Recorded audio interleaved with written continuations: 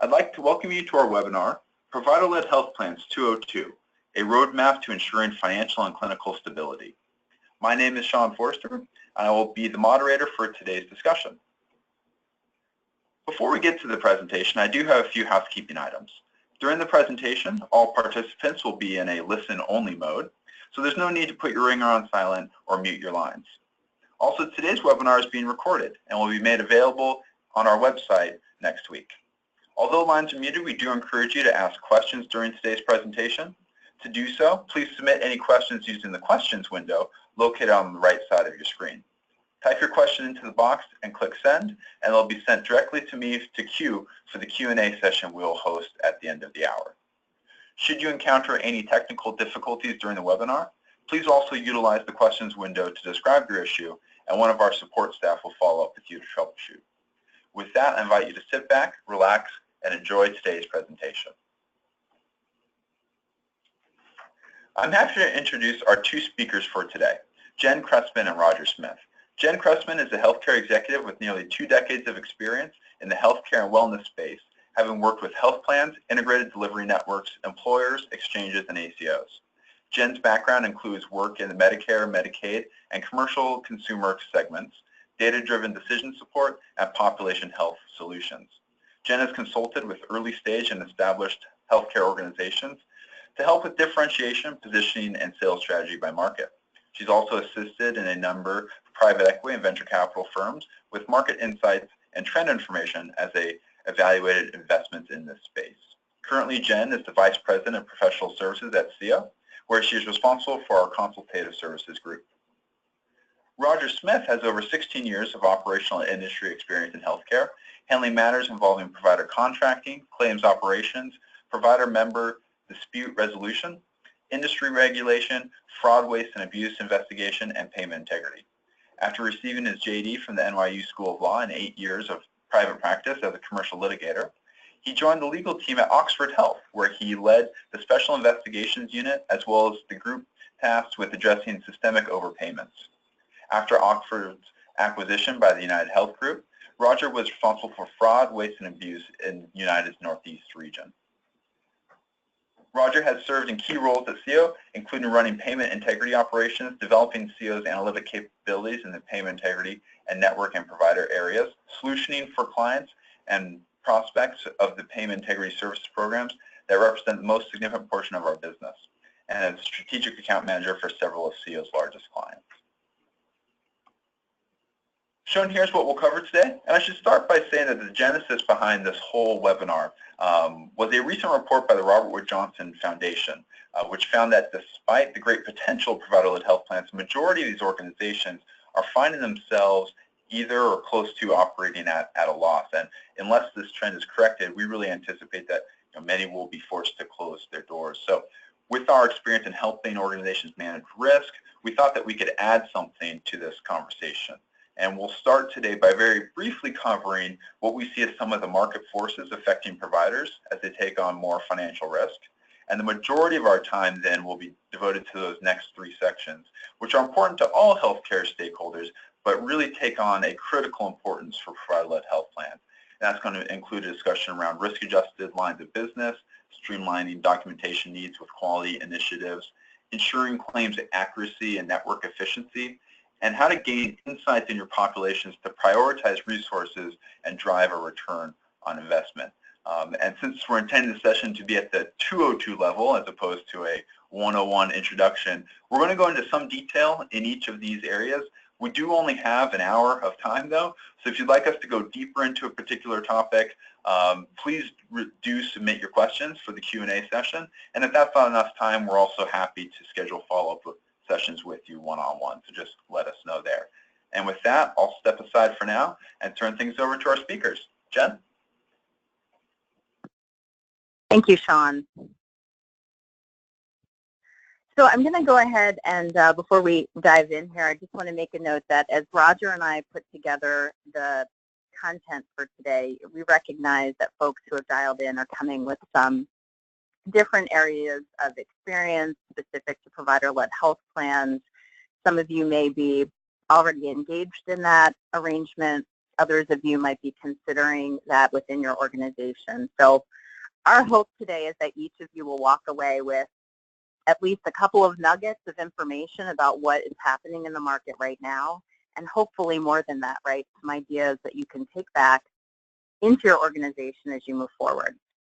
So let's go ahead and get started and talk a little bit about some of the characteristics that we're seeing in the market. For those of you who are around for a while, like some of us here today, you've seen some of this before, right? In the 90s, we saw a very similar movement towards provider-led plans that failed. And I think there are really not just one, but several key differences that we're seeing in the marketplace today that are driving that change. So since the 90s, we certainly have had more of a movement towards value-based outcomes. And we're going to talk more about some of these here in a little bit. We've also seen significant advances in data and technology, how we leverage data, how we share data. On the consumer side, we're definitely seeing development where consumers are more willing to participate in a more narrow network, especially because they typically are impacted now more by their decisions, and it hits their pockets. And certainly we've seen expanded consumer segments, including the availability now of individual business through the exchanges. So there are some key differences, and we see that playing out. This market is growing. According to AIS, in 2016, there were 262 plans, 41 million enrollees, which accounted for about 13.5% of the market. The other trend that we're seeing is those folks that are participating in provider-led health plans are really expanding the lines of business that they cover. So very specifically, we're seeing more growth in the areas of managed Medicaid, individual business through the exchanges, and small group. I would actually have expected to see, I would say, more managed Medicare Advantage growth, but because of the competition, that seems to be inhibiting growth in that particular area for this group. And obviously, if you can pull this off, the payoff is significant, right? If you can combine, leverage that power of having the claims and the clinical data, you can better identify opportunities, act sooner, deliver more informed medical management, and ultimately improve outcomes. So we'll move ahead and talk a little bit about the challenges. And the struggle is real. There is an inherent push and pull, which has existed for a long time, between payer and provider value creation. We've certainly seen historically, plans have been very focused on wanting to control access and utilization, a heavy focus on that, and appropriate utilization. They have an eye on cost. They have to answer to their clients, whether it be a government payer for Medicare or Medicaid or their employers. On the other side of the coin, you have providers that want to leverage their training. They know what's best for the patient. There's been a volume orientation in the systems and hospitals. And ultimately, they're answering to the patient that sits in the office and looks them in the eye and frequently demands certain procedures, interventions, et cetera. So hopefully where we're moving is a much more balanced approach. And in order to get to that balance, you really have to understand where you are as we shift in our market to this value-based care model. So probably not a huge surprise for many of you who are tuned into this area of the marketplace and are working here today. We talk about value-based care all the time. The reality, though, is that it's been a fairly slow adoption. Right now, there's about 25% of healthcare dollars that are actually coming through in true value-based models. But we expect that tipping point to occur around 2020, and certainly CMS's commitment to more value-based and bundled payments will continue to drive us forward in this area. Just a quick anecdote. Last year, was sitting in the room of a well-known IDN that if I shared, everyone I'm sure would be familiar with, and we were meeting with the CMO, talking specifically about data-driven solutions to really reduce high-volume, low-value interventions.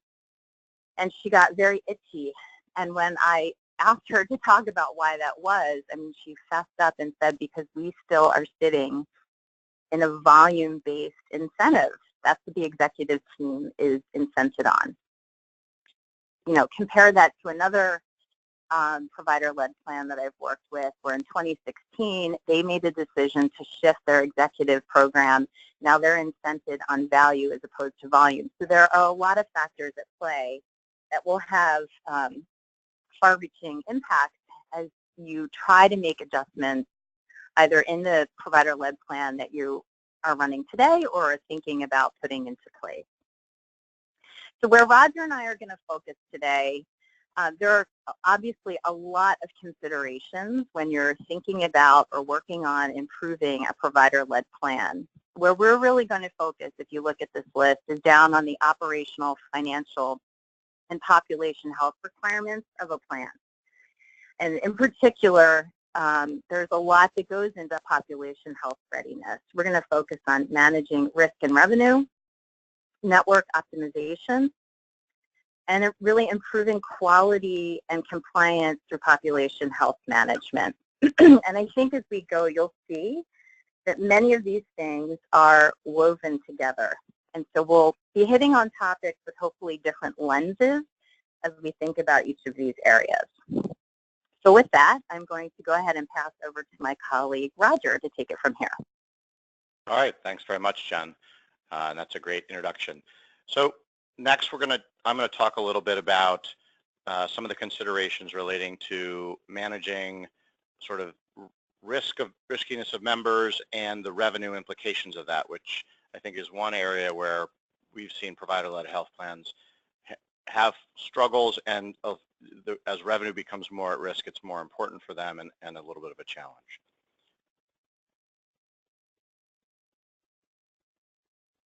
So I'm just waiting to see the slide advance, sorry. So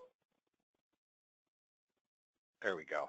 So there are 4 key areas where, as we see it, provider-led health plans, as Jen mentioned, there's different product lines and service areas where these plans have been more successful or less successful, but that are impacted by some kind of risk adjustment based on the membership that they serve.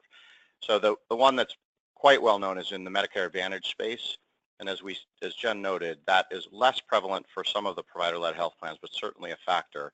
And their revenue is directly tied to the HCC-derived, the risk adjustment factor scores for the membership, and so it's very important. Medicaid and in commercial ACA products, there is also risk adjustment. It is not quite the same, but there's certainly a need to think about the risk of the population and getting that accurately reported and accurately tracked and addressed to ensure that revenue is matching up as accurately as possible to the real riskiness and the spend that drives. And then even in Medicare Shared Savings Plans, ACOs, which a lot of integrated delivery networks and therefore provider-led health plans end up participating in, the base rate of the expected spend is set based on the riskiness of the population. And so how much is calculated as savings is impacted very much by what the riskiness of that membership is. So we have seen situations where folks are working and using tools to look for risk adjustment in their membership populations that are engaged in those Medicare Shared Savings Plan ACOs. And so there's really 2 components here, and one key component obviously that's driving a lot of this provider-led health plan is addressing quality and addressing members that have chronic conditions more earlier, more actively, and more proactively in trying to address that. So that's one of the core needs here. But the other is there a need to make sure that that documentation of that treatment is accurate? That can be related to quality scores, HEDIS measures, as well as risk adjustment. And thinking about those together is really how a plan can optimize their actions and their activity in this space.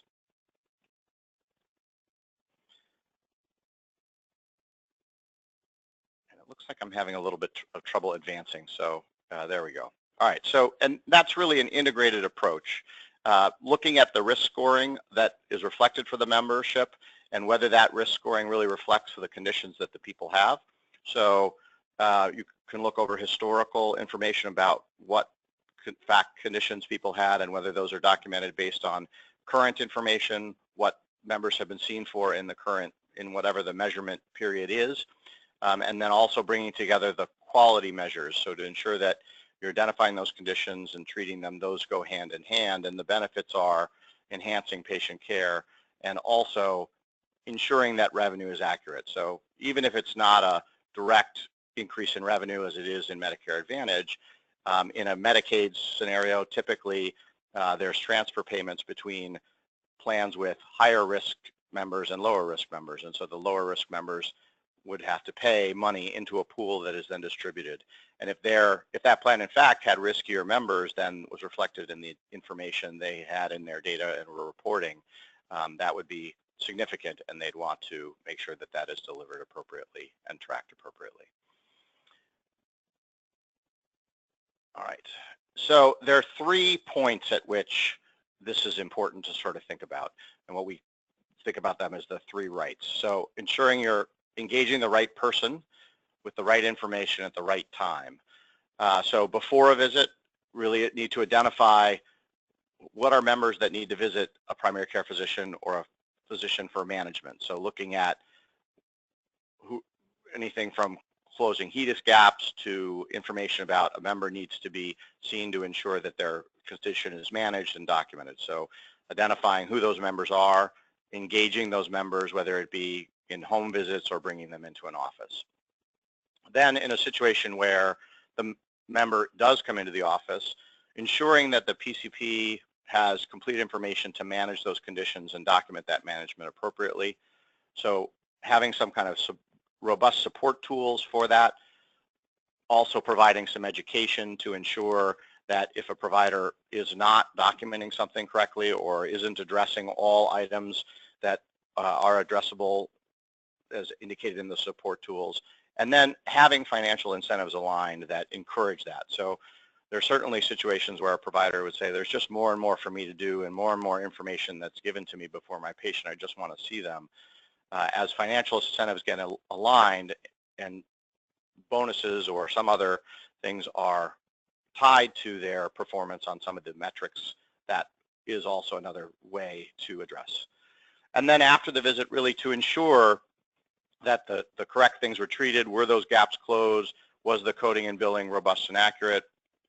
Is all the data, diagnoses, et cetera, getting to the appropriate place, the measurement authority, et cetera? So anything from looking at charts retrospectively for accuracy, looking at the flow of data to ensure that that data is getting from point A to point B. There's a lot of places where data has to move from one location to the next, and those we often see can be breaks where you thought you had all the information, but it doesn't in fact get there. And then just broader quality initiatives that again encourage members to get treatment, providers to render treatment, all those kind of appropriate scenarios as well. And the way we view this is it's very important to have really collaboration with the providers, and that's what a provider-led health plan is about, right? So the idea is there's an opportunity to collaborate more closely between the health plan and providers. Historically, a lot of those relationships have been very separated and almost adversarial. There has been motion towards engaging better, but in a provider-led health plan, there should be the best opportunity to do that. So, and the sort of key elements of coordination is first prioritizing areas of opportunity within the plan more broadly, then drilling down to which providers and groups need outreach, need tools so that they can optimize. Some will be doing better than others, so really a prioritization. And then for specific patients, it all really comes down to closing the gaps, addressing the things on a patient-specific level, identifying that specific information for that specific patient and presenting it at the appropriate time. So some kind of patient-specific reports. There are a lot of ways this can be done. I think the future vision is that would be fully integrated into an electronic medical record. I think in the reality of the world, that is often not the case. There are often multiple tools that have to be used. As the plan moves further in that direction, that's obviously the goal, but waiting for that to happen will take too long. So it's often we see additional paper that are provided to the physicians each morning when patients are to be seen, et cetera. And then afterwards, as we mentioned, look at the progress notes for accuracy and ensure that data is moved correctly. And then so a lot of this is about reporting, so being able to trend and forecast and see where things are they moving in the right direction, those kind of questions. And there we go. So here's an example, and it can be done a bunch of different ways, but one concept is to look at, as against benchmarks for the members that are specifically treated by the health plan, where are those members in terms of top conditions? Are they in terms of the reported data? Looking at those and prioritizing areas of focus. So are there certain areas where there's real opportunities for improvement? You know, in this instance, diabetes might present a really good opportunity, or obesity, vascular disease. And also tracking that over time. So in this instance, there was a comparison of what the performance was in 1 year versus a later year to see are things improving, are things moving in the wrong direction or not. And that really that visibility is important to know, are the processes working? Are they breaking down? Are there situations where things should be changed? So having this visibility first at the plan level, and then, you know, obviously moving from there. So, and it's not just about HTC scores, of course, it's about HEDIS information. So having access to reporting that would show what is the measures, which are close to be met, which are in various statuses, so that you could say, well, these need to be prioritized because moving those will be very impactful. And then to the extent that STARS ratings are applicable, looking at STARS ratings, of course, is equally important. So where are they, you know, you're very close to moving from 3.5 to 4, et cetera. There's also, depending on the specific type of risk model that you're operating under, looking at where you are in terms of compared to that benchmark, and then the opportunity or the lost financial impact, or, you know, financial impact plus or minus there. So this is using Medicare Advantage risk adjustment factor scores, and here it's very easy, it's much easier, and then in some other instances, but you can size the opportunity and say, okay, well, is vascular disease an area where we should be focusing as opposed to morbid obesity? And here, you know, maybe major depressive, bipolar, and paranoid disorder, since that has the largest opportunity, it's the furthest away from the benchmark, would be an area to focus. And then from there, we can also look and see, well, and again, here, sort of looking at, are some better than others? So here, diabetes with chronic complications, they might be more consistent than other chronic conditions like acute renal failure. So some dashboard to see, compared all those conditions, and some conditions of specific plan is, and integrated delivery network is going to be a, you know, a leader in, and others they're going to need more help. So focusing on that. Then from there, drilling down to specific groups. So having some kind of either visual or graphical representation, as well as sort of data-driven analytics to show where are they. So certain specific providers or provider groups will be better or worse in terms of their score. So in this case, you can see the members at the locations J and L.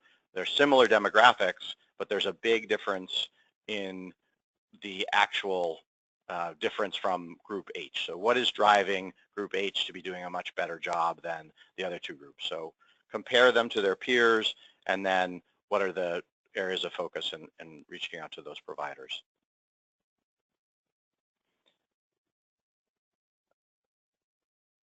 And then you know, additional drill downs into the providers. So here we're looking at what is the average age, what is the risk score of those people. So within the plan, there are definitely going to be providers that need coaching or assistance. And if they're in the, you know, provider-owned provider group, there's real opportunities. This is where a provider-led health plan has better capabilities than a traditional health plan. You can go to those specific providers and give them coaching, give them assistance, give them additional information about their performance, and they're very likely to listen to it. You can look at things like what is at the member level, their specific care gaps, and what are the value potentially of those care gaps, or what are the financial impact of those care gaps if they were to be closed. So giving that information to the provider, giving that information in a way that is actionable for them, and knowing the financial impact can help motivate the team to move. Similarly, HEDIS, so provide some visibility to HEDIS and the ability to see that certain gaps might be easier to close than others, but at least that member has those specific gaps. And a tool like this that can list, here's the specific situations by year they had.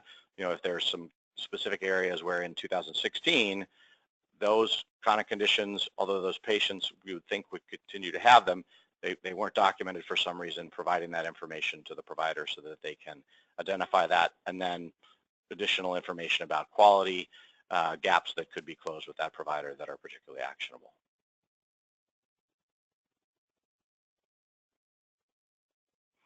So, and just in sort of overall summary, there's some other kinds of things that you need to think about here beyond the specific risk, but and care gap stuff. So first, what is the root cause of anything? You know, are there things that are driving problems in your performance, in provider performance? Are there things that are making it harder for them to have visibility and or to close those gaps and address them? So digging down into that.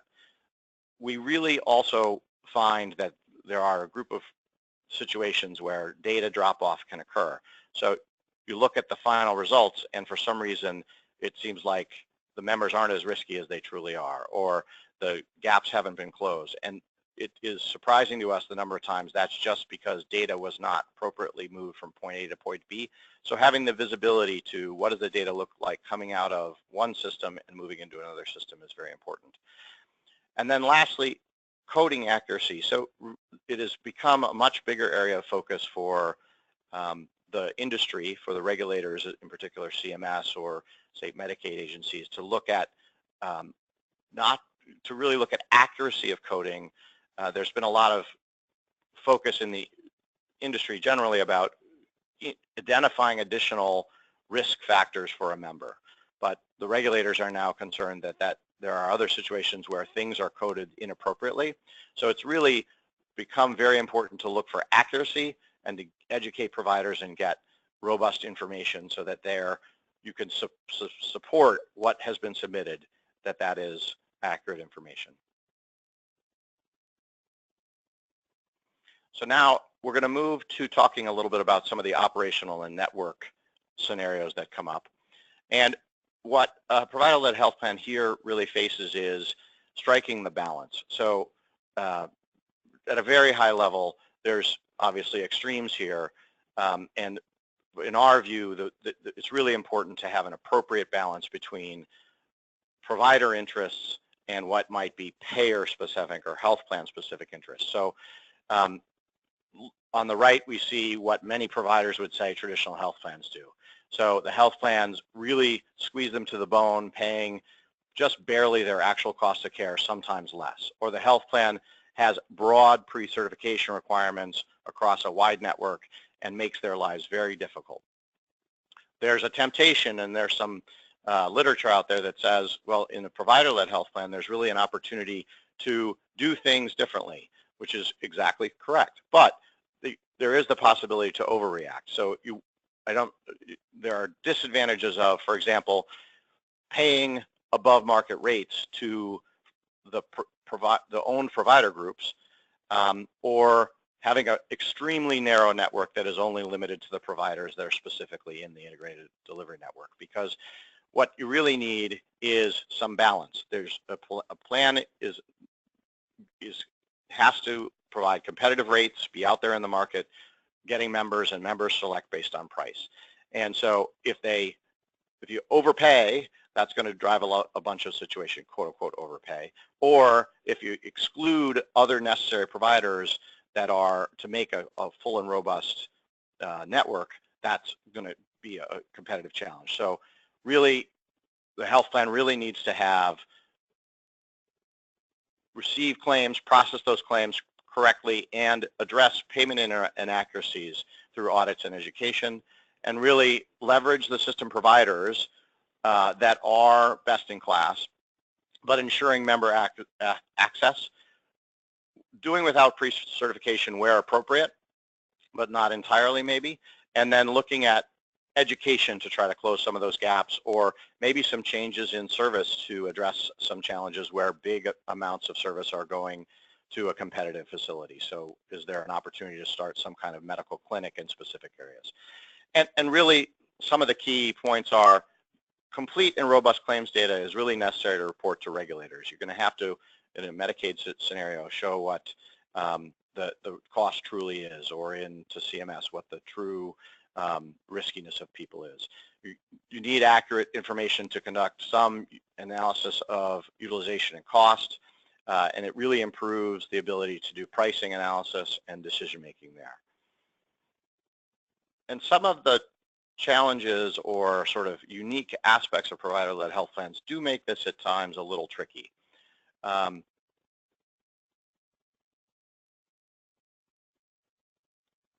we go. So, you know, there are, so first, in terms of claims accuracy, there are some industry statistics that between 6 and 10% of all spending is either overutilization, billing or payment errors, or fraud. Now, within a provider-led health plan, they might have a tighter control on that, so that might not be as big of a concern, but there's certainly going to be potential error. There's potentially going to be some overutilization depending on how the plan and the provider group thinks about things. And of note, we've talked a little bit about value-based care, and things are moving in that direction, but a lot of those value-based care models still do pay based on volume. There's just some end true up about whether there were savings achieved. So it's not like it's all moved to capitation already. And as a result, there's still that conflict of, well, we're still paid based on volume, as Jen said, you know, maybe the leadership is actually still incented based on volume. There's also some provider-led health plans, and we work with some plans that have differing views on sort of the left pocket, right pocket question, as I say. So they would say, well, our health plan just pays our providers, so we're just moving it from our left pocket to our right pocket, so we're not as worried about those transfers. What we're worried about is payments to outside of our network. Certainly want to look at non-participating spending or providers that are not owned by the facility, but there are certainly the situations where providers within the health plan network or the owned network can make errors, can do things that might be inappropriate. And it's really, there's a shift from a mindset of managing care to managing care and managing utilization. Historically, in a volume-based world, utilization was not something providers often thought about. They would want to do as complete and robust a process they could do to treat their specific member, and they were not thinking about, well, you know, maybe there's a way to treat this that's less intense, less invasive, etc. There's some conflict certainly there. And then the challenges they provider-led health plans face is really they have large fixed costs in facilities, and as they move towards value-based care, they're going to be moving things to outpatient and in-home services that are going to impact them potentially disproportionately, and so there can be a temptation not to move things out of the inpatient setting. We are seeing a lot of health plans, provider-led health plans in particular, that are reorganizing some of their physical plants to create more outpatient settings, so there is movement. It just takes time. And again, they're somewhat new to sort of the payer thinking about controlling utilization or controlling unit cost and how to think about that, as opposed to, you know, what their cost is. So they would have historically said, well, we need to be paid the cost it is for us to operate our hospitals or other entities, but not necessarily the cost that's appropriate for or that's relevant to the market in terms of what it pays and what's a competitive price for a health plan. So in terms of a philosophy for payments and payment integrity, there are three key components sort of we talk often with people about.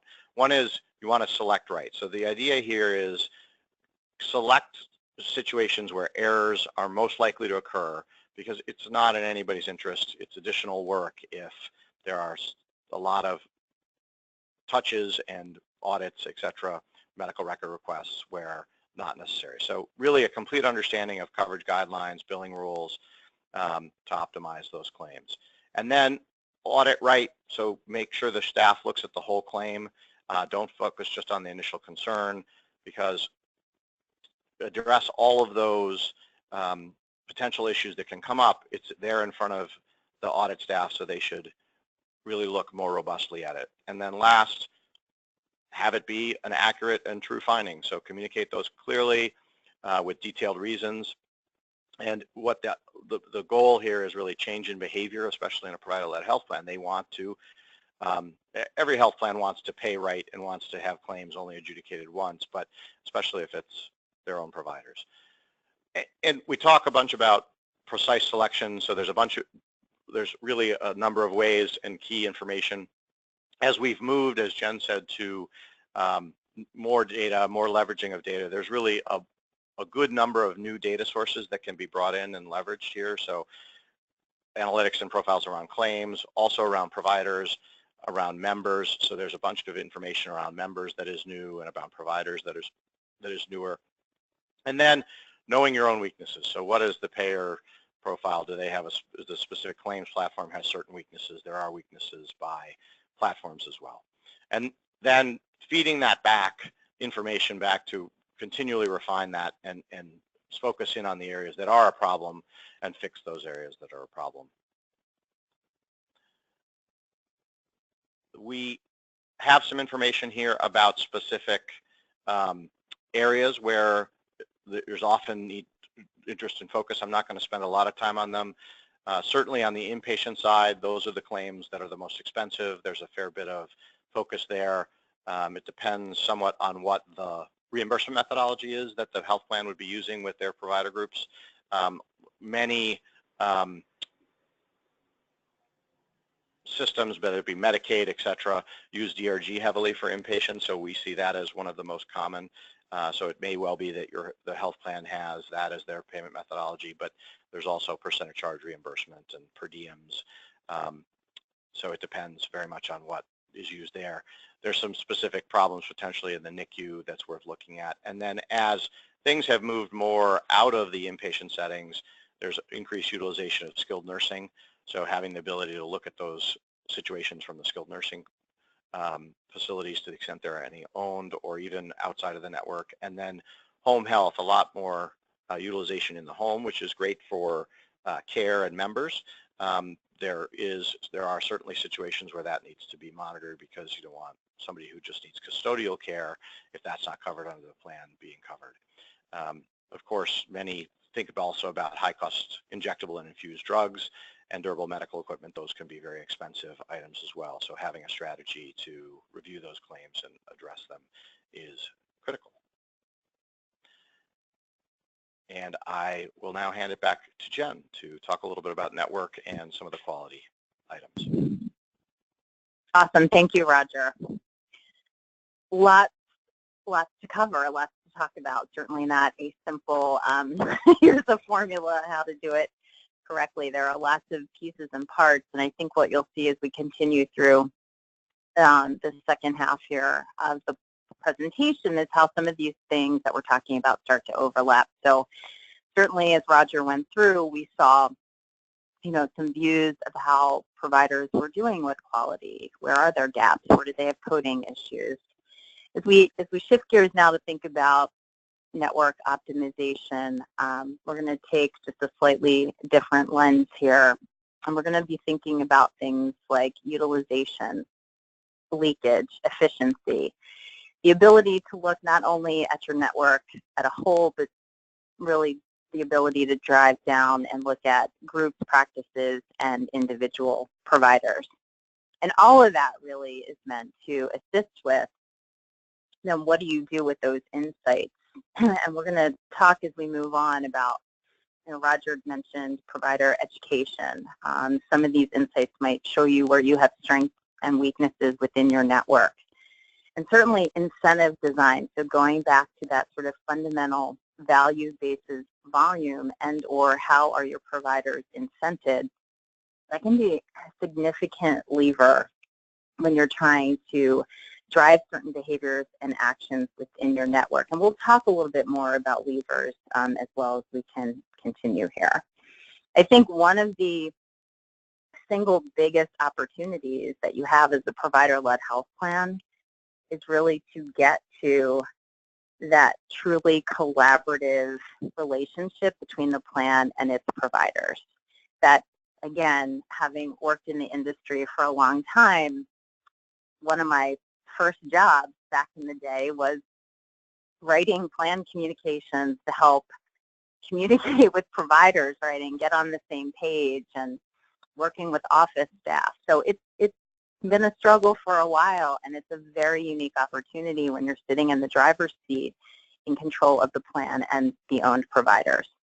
And so I know we're in Provider-Led Health Plan 202, but 101 is just making sure you have the fundamental tools, right, that you're able to step back and take a look at that network overall to see what's happening, to identify areas where you're not on target, and then to have the ability really to be able to dig in and see what's going on. And so, you know, one of the ways that we do that here at SCIO, here's one of the views. This is something certainly, again, you want to be able to take a peek. So if we decide that we're out of whack rather on network utilization, let's dig in further and see, you know, who are the providers that have the most units of care that are flowing outside of our network, and what do those dollars look like, right? Being able to sort and assess on those more granular levels so that you can step back and say, what, as Roger mentioned a few minutes ago, we really need to dig into what's the root cause. Is it a gap in the network? Is it a member access issue? Is our owned provider for that service so far away it's a 45-minute drive for a lot of our members? Do we need to just simply educate some of the providers? Do we have our incentives aligned correctly to drive the behavior we're hoping for here? And so it really starts to give you the insights to power some of those conversations. I think one of the other interesting things is we were talking a lot about content, points of view, folks on our team who have worked in and around this for a long time. One of the other interesting things to think about when you're looking at your network is what's happening comparatively within your network as well, right? So if you have two hospitals, A and B, A is incredibly efficient and good at ortho, and the other one is really known and efficient for cardio, but your referral patterns are totally out of whack, again, you need to step back and think about what's driving that. Okay, there we go. So quality and compliance really rolls through this entire discussion today. It's fundamental to everything that we're talking about. And so this is really another lens when we can step back and look at what is our network average, right? What does that look like in terms of how we're doing on quality? Let's compare providers. Let's look at our top and low performers. You know, what within that top group is driving outstanding performance? And again, getting back to root cause, what on that low performing group are the issues that we need to address? And I think you have to challenge yourself, too, to go beyond quality, because quality is absolutely critical to all of this. But running through that, then, if you start to layer on cost, because now you're a plan, right? So you need to be managing costs and working efficiently. And you start to think about quality plus cost, which really starts to give you a significant view into efficiency. And it's never just one or the other. It's that balance. And so here again, we see, you know, as we strive to come together in this provider-led plan scenario, it's really kind of coming to the middle and thinking about both of those things at once. So I think we talked, like I said, we sort of have provider analyses and views sprinkled throughout. I wanted to make sure we step back and just talk about some of these fundamental pieces of the network, but I'd like to move on now to a section also called Quality and Compliance, but now we're going to shift gears a bit and talk about this from the population health management side. So think care and disease management, risk segmentation, measurement, engaging members in their experience. That's where we're going to go now. So population health has been around for a long time. Population health management has been around for several decades. I apologize for the lag in the slide here. And, you know, we have been segmenting, try again here, folks, sorry about that. We've been segmenting populations by risk for years. That's not new, that's foundational. We all need to do that. I think it's important to understand if you're at the early stages or in the midst of a provider-led situation, the plan, you know, there's more pressure in the market now from your buyers. It's not good enough anymore to just say, hey, this is your high risk, your moderate risk, and your low risk population. What buyers are looking for is more. And so some things to think about and where we'll talk now are how do you get to that? How do you make the interventions and the care management programs that you design work harder and target the right people? And that has a lot of implications for how you allocate resources, who you're reaching out to engage in a program, et cetera. And so if we think about that in layers, you've got a full population. Here at SCIO, you know, we help our clients then dive down and say, okay, of that population, who's the most impactable? Of that group, who has the highest intervenability? And then from that group, who has high risk scores? Because that's your target population. That's where you want to direct the vast majority of your resources, whether it's the nurses managing a program, whether it's marketing dollars to reach these people. That really tells you a lot and helps you isolate that group where you're going to have the greatest impact. I'm going to talk a little bit about some of these models that I just referenced. So we'll talk a little more about impactability. And so this is really, who can I address and close gaps in care? And when I close that gap in care for them, I'm going to have the biggest financial impact. So if I direct my attention to them, I'm going to have the greatest output on the back end. Incredibly important. Another one, number 2, intervention optimization. How do I step back and say, hey, of all of these chronic and condition areas that we have in our pool of membership, again, where should I be directing my dollars?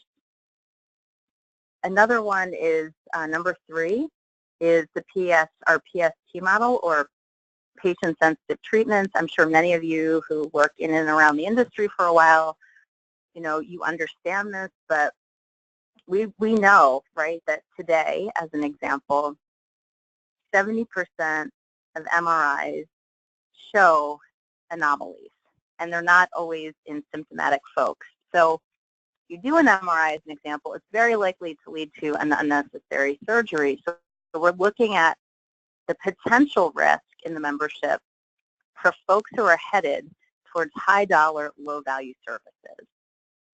Really important, and we'll talk more about this. It sort of sits at the epicenter of that push-pull that we've been talking about. And then the 4th area we'll talk a little more to is around member personas.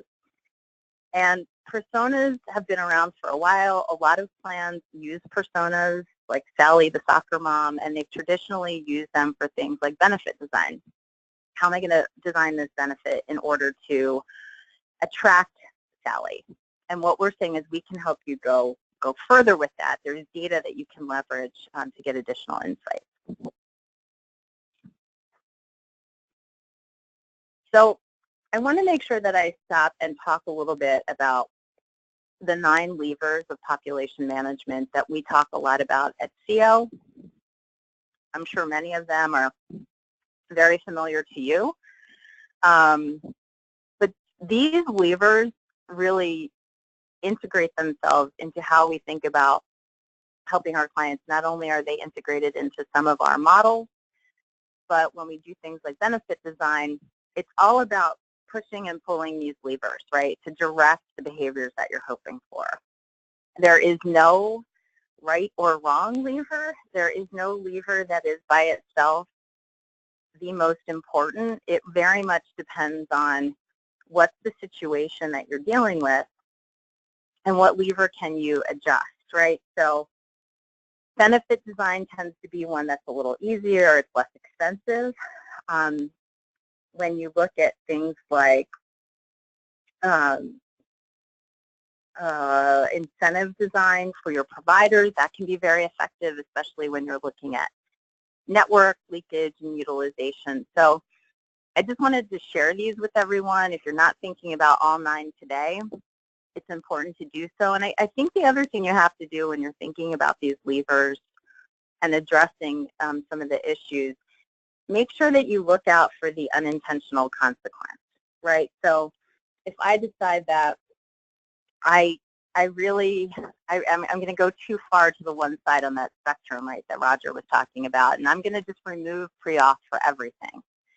And I trust my providers completely, implicitly, so I'm not even going to do any special education. I'm just going to let people do what they feel is best. An unintentional consequence of that, although you might have really good feelings about that, is that you may see costs start to rise because people are going to start to prescribe things, really including things like MRIs, without any checks and balances. So really important, and we think about that a lot in the work that we do here at SCIO. A little bit more about impactability. Again, this can be incredibly important as you look to direct your resources. If you look up in that #1 quadrant, it's really interesting to be able to look at impactability and risk, and then, heat map it. So typically, provider-led plans are working in more geographically concentrated areas, but even with that, if you were to layer this highly impactable, high-risk population across your coverage area, where do you have gaps? Where should you do some very specific and targeted outreaches?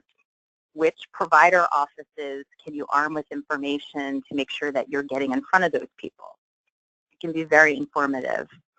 And there are some other views here too. So if we look at #2, you can start to measure the dollars, the relationship between the cost and condition and impactability.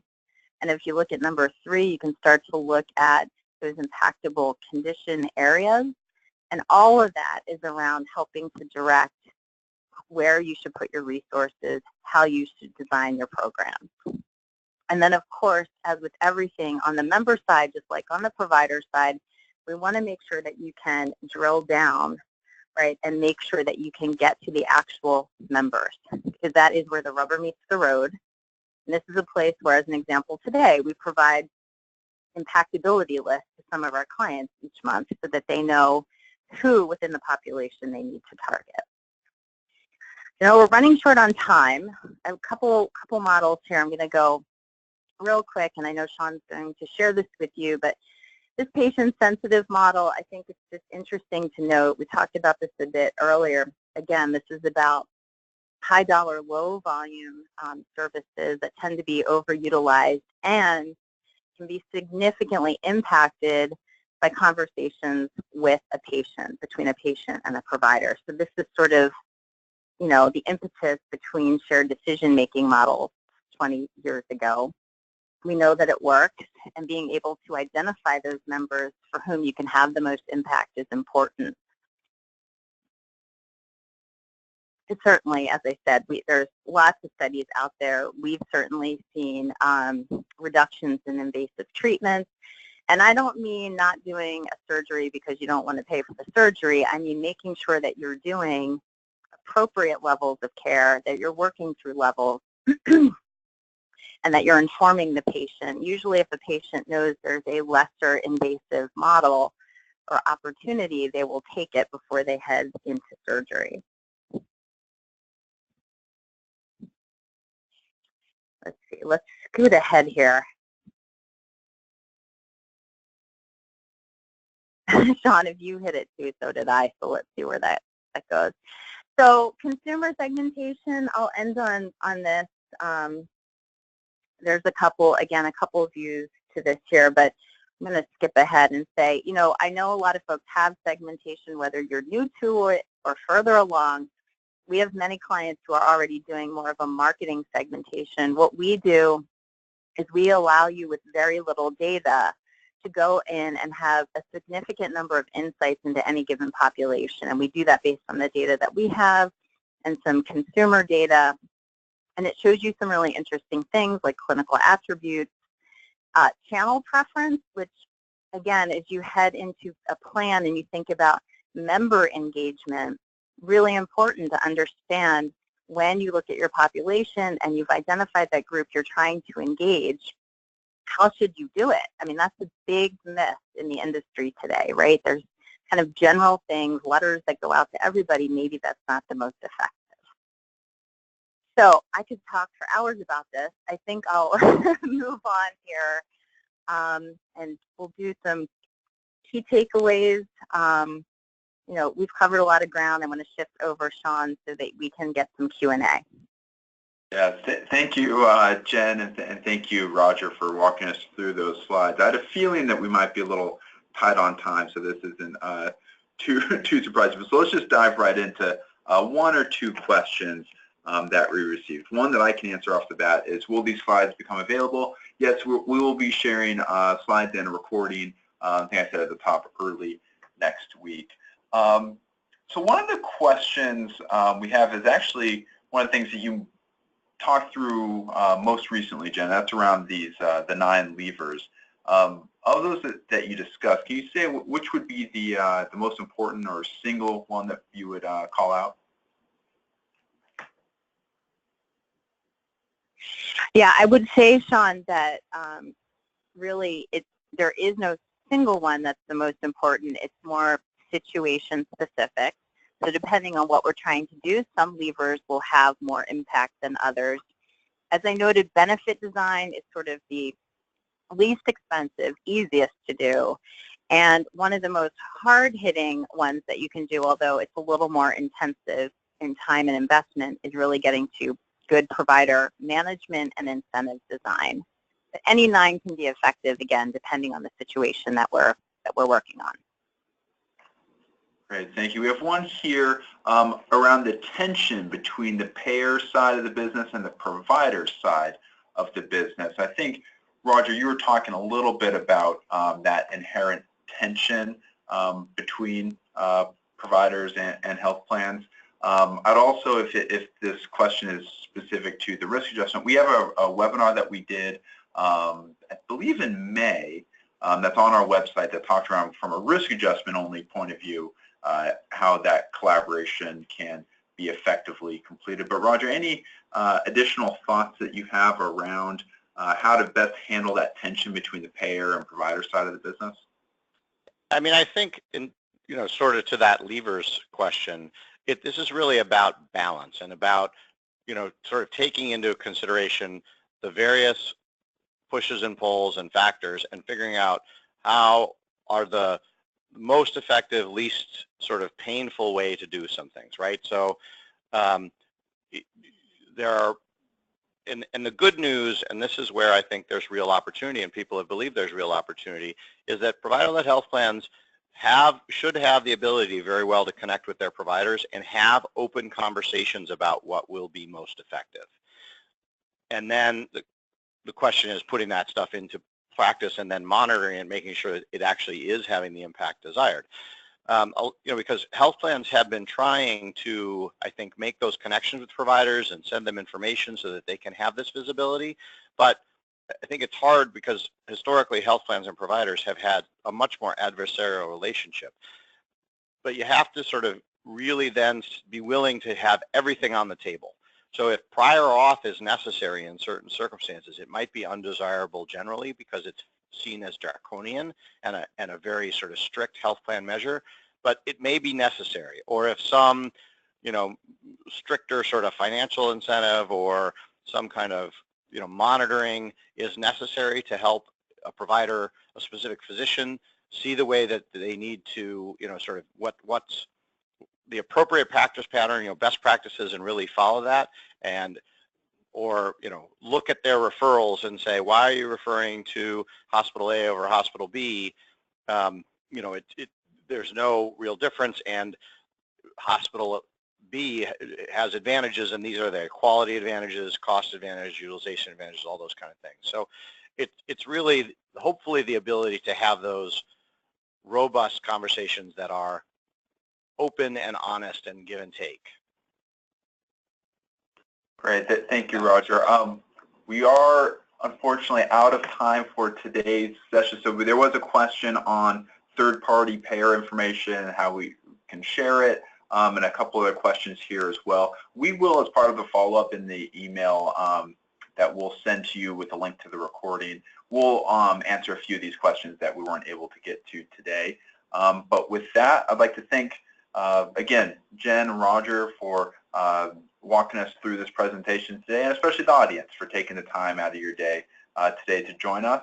If you'd like someone from SCIO to contact you about anything that you've seen today, please, we encourage you to visit us at the Contact Us page on our website. And just as a reminder, this session was recorded and will be sent out to you sometime next week. And with that, that concludes today's conference. Thank you for your participation, and I hope you all have